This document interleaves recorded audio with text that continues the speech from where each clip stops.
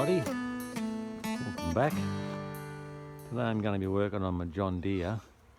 We've got a follow-up on the previous video where you saw me changing the blades on my mower. Today I just want to check the blades on the slasher.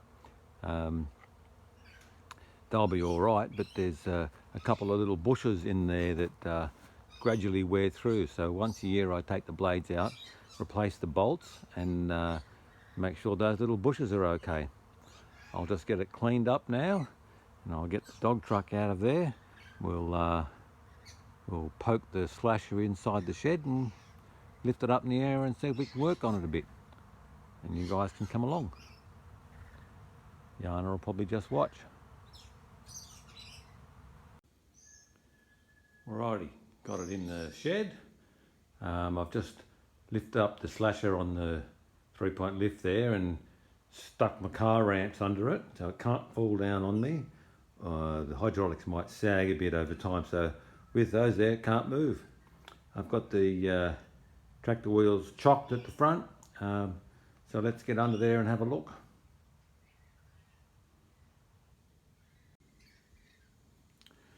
Okay, it's a little bit awkward filming under here, but I'm sure it's worse under a car. You can see this is the main rotor arm of the slasher. That's fixed up through there to the gearbox you can see on top. I'll show you that later on. And the blades are out here. They're, I don't know, 600 long, I suppose, maybe not quite that long, and they pivot in that joint there. So we've got one bolt that goes right through the middle with a nylock nut on the top, and there's a fancy spacer in there. Oh, it's not really fancy, there's a spacer in there that I'll pull apart. Often the hexagon on the bolt gets worn down from whacking into shit on the ground. These ones don't look too bad at the moment. Can't get the stand any lower to show you. Yeah. Doesn't look too bad. I'll get a whopping great big spanner onto those.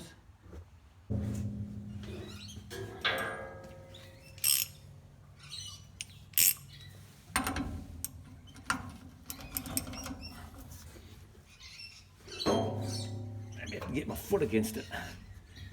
No.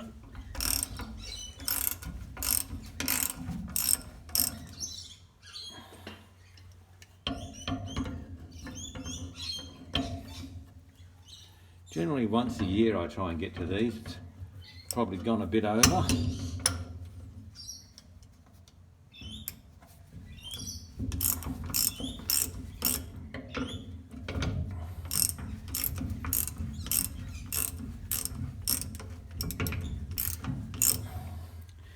There's a spline on the bottom of this part here and a big castle nut and a split pin up in there. You can see there's a little bit of movement, but not too much. That's about the same as it's always been. When I first got it, the spline had actually chewed out to the point where the whole thing plopped onto the ground.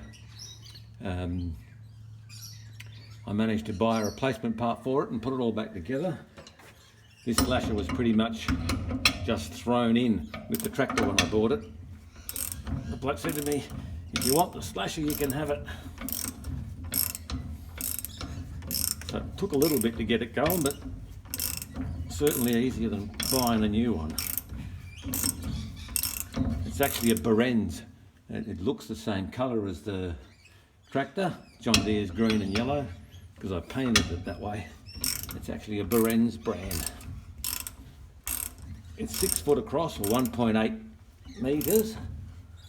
Must be getting up around the top of the thread now. That's all caked up with crap, so I can cut a 6 foot track in the grass.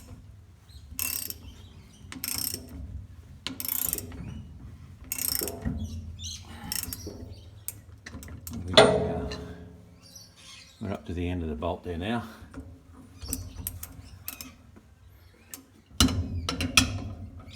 Lucky there's only 2 of them.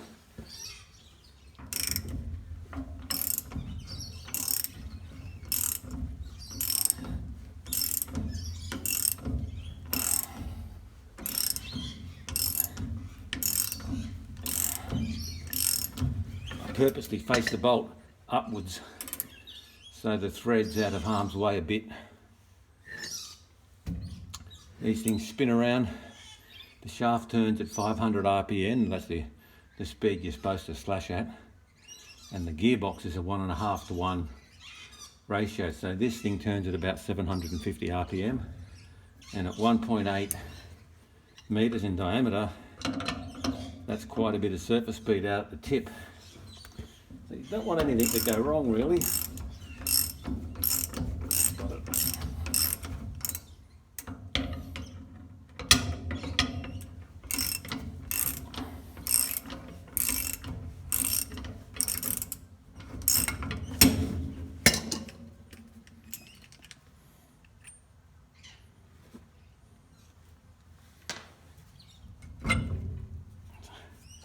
And the bolt looks intact.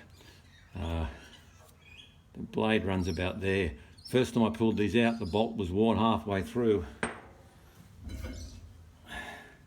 And that spacer still looks good.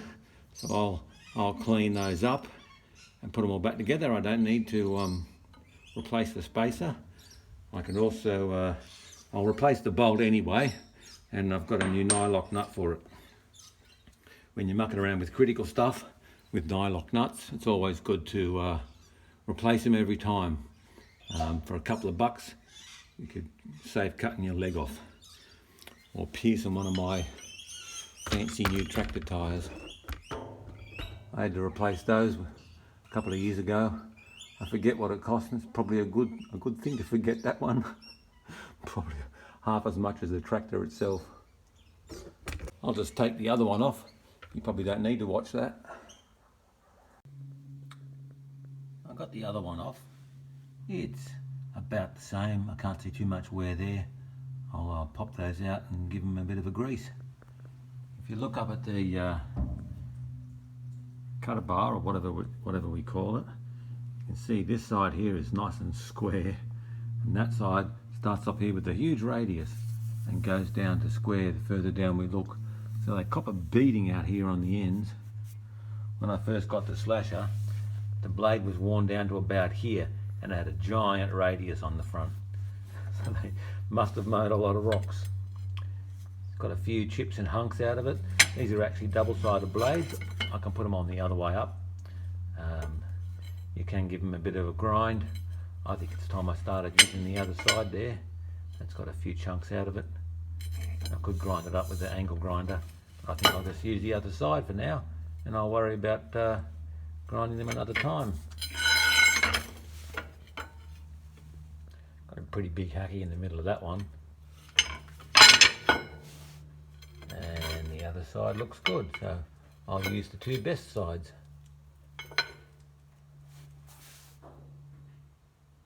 Now, if you saw my how to measure a bolt video the other day, you'd know how to figure out what this is, so you can order some more, or go and buy some more. If we look at that there, it's 5/6 thou less than 750, so that's going to be a 3/4 inch bolt, I reckon. 19 mil is very close to that, but we'll just check the pitch. I can see that's a fairly fine thread, so it's probably going to be a UNF. In the back here somewhere, you can see UNF. 3/4 is 16 teeth per inch. Yep, 3/4 UNF, 16 teeth per inch. Find 16 on our thing what says Whitworth, even though we know that it's not. 11, 12, 13, 16. So if we check that against there, we can see that lines up nicely. So we know it's 3/4 inch, 16 teeth per inch by 3 inches long. Now those, we figured out the other day, those marks on the end describe the steel, or the type of steel it's made from.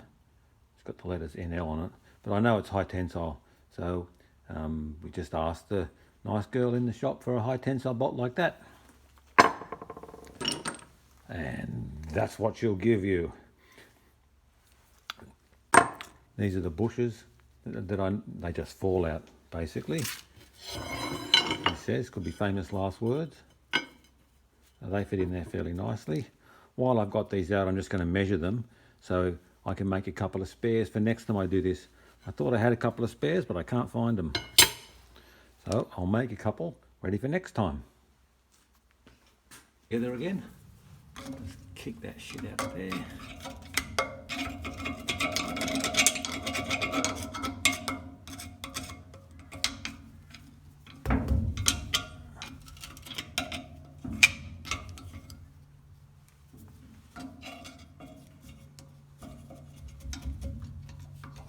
Wood and stuff stuck in there. As long as it misses the back of the blade, doesn't matter. One of my neighbours is a retired boiler maker, and he did re-welded this for me here. Geez, he did a lovely job. Looks absolutely beautiful. It was all cracked through here. Looked like it was about to come apart. Not anymore.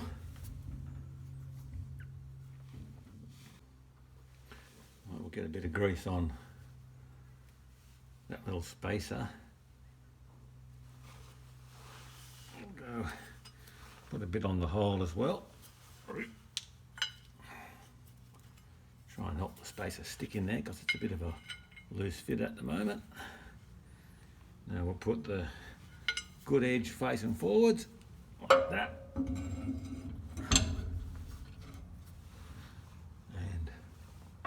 And we bolt up the spout, complete with dust and grit.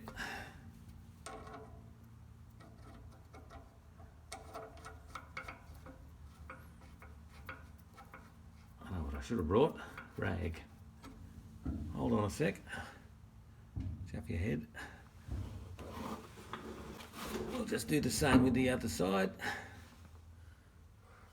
Bit of grease on the hole. A little bit on the spacer.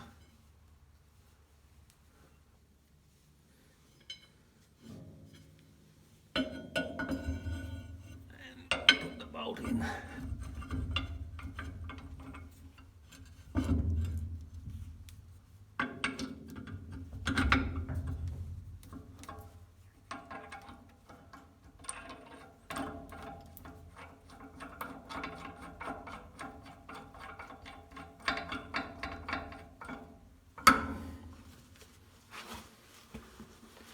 Now we can just crank it up.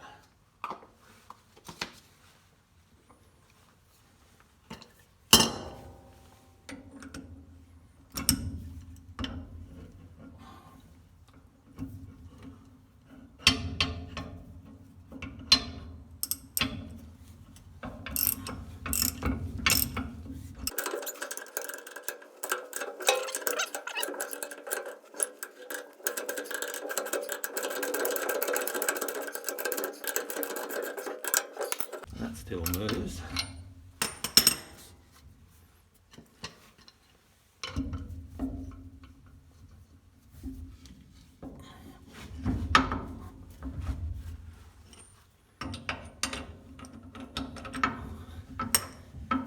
Fit the other way around.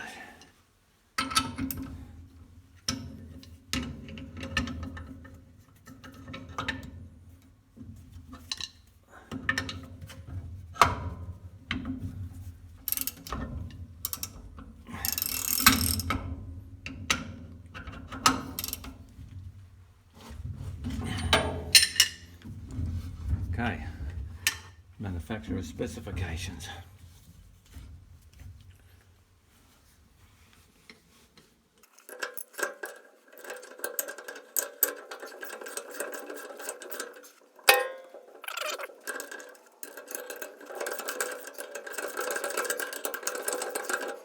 Nearly there.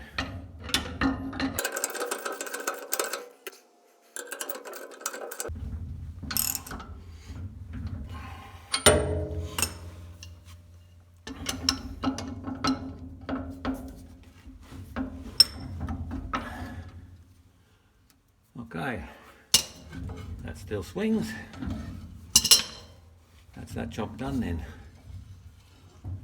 Suppose you guys want me to take it for a test drive. Sounds like a good idea to me.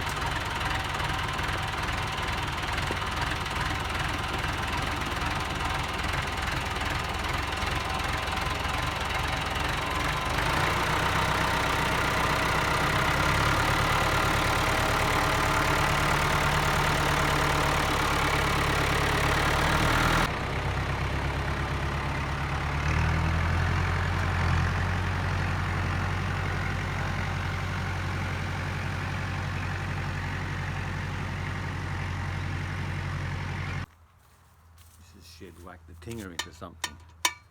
Now it doesn't close. Like nothing ever happened.